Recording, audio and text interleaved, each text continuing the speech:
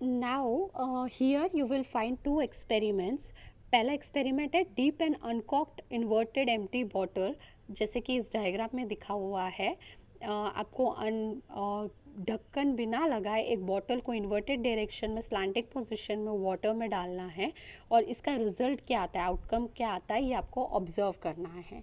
Observe करने के बाद आप ये फाइंड आउट करिए और फिर हमें आप नोट डाउन करके रखें कि इसका रिजल्ट क्या होता है।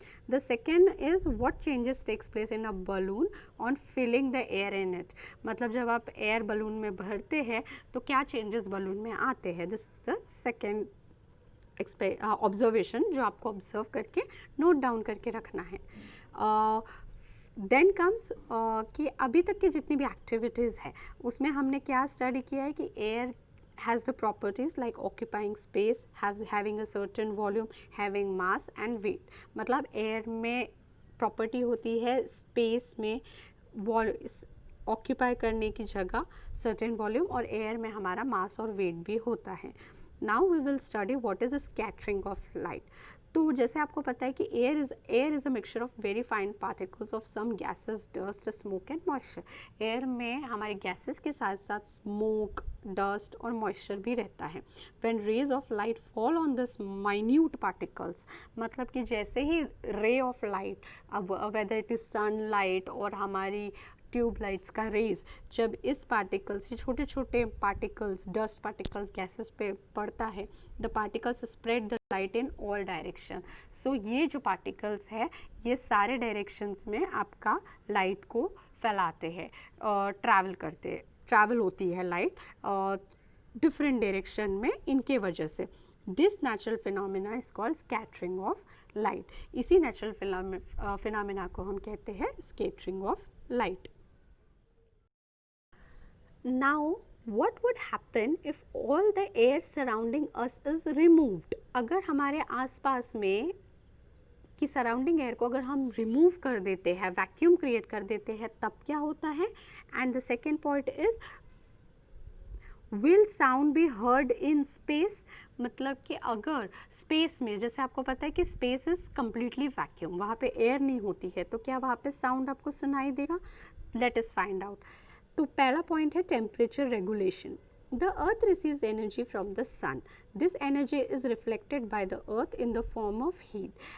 हमारी अर्थ को सन से एनर्जी मिलती है, और यही एनर्जी जो हमें मिलती है ये अर्थ तुरंत रिफ्लेक्ट कर देती है इन द फॉर्म ऑफ हीट। ठीक है, the energy is reflected by the earth in the form of heat.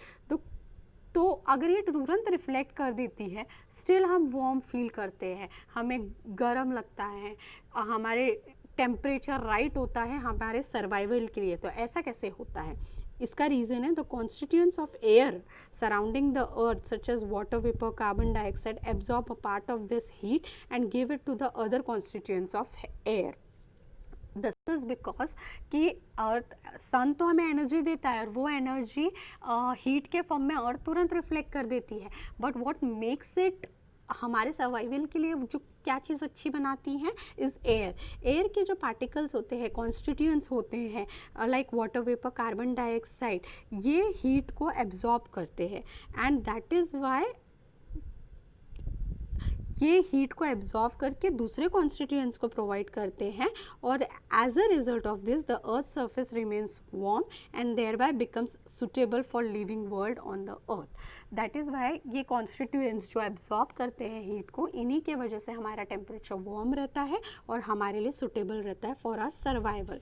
If there were no air on the earth, the average temperature of the earth surface would have been very low. अगर यहाँ पे हमारे surrounding में air नहीं रहेगी तो हमारे temperature जो रहेगा अर्थ का बहुत ही लो रहेगा। इसका बेस्ट एग्जाम्पल है एंटार्क्टिका रीजन जो सदर्न पार्ट में आता है। वो कम्प्लीटली आइस से घिरा हुआ है और कोल्ड है। उसका मेन रीज़न वही है कि वहाँ पे एयर की बहुत कमी है। दैट इज़ वाई वहाँ पे बहुत ठंडा टेम्परेचर होता है और हम ह्यूमन बींग्स वहाँ पे सर्वाइव नहीं कर सकते हैं। नाउ हमारा सेकेंड क्वेश्चन था will sound be heard in space. क्या हम साउंड सुन सकते हैं स्पेस में। So all the sounds that we hear reach us through the surrounding air. The density of the air also changes due to the change in its temperature. In winter, the density of the air increases. We can hear the whistle of a distant train clearly early in the morning in winter. Air is useful as a medium for the transmission of sound. तो no, we can not hear the sound in vacuum. क्यों? क्योंकि sound जो है होता है वो हमारे travel ही करता है सराउंडिंग एयर के वजह से. अगर एयर हमारी रही नहीं सराउंडिंग में तो हमें साउंड सुनाई नहीं देगा. इसका बेस्ट एग्जांपल ये है कि डेंसिटी ऑफ द एयर और टेम्परेचर के हिसाब से, जैसे आपको पता है कि डेंसिटी चेंज होती है, ठंडी में ज़्यादा डेंस होती है कंपेयर टू गर्मी में. In winter the density of the air ज़्यादा रहती है, increases. That is why winter में अर्ली मॉर्निंग में अगर ट्रेन कोई ट्रैवल कर रही है तो we can hear the whistle of that train clearly in the early morning in the winter. On the other hand हम नॉर्मल डेज में गर्मी के वक्त इतना क्लियरली वो वॉइस नहीं सुन सकते.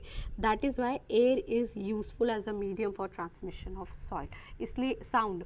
सो air is very important for the transmission of sound. So from this हमारा प्रॉपर्टीज़ ऑफ एयर टॉपिक ख़त्म होता है.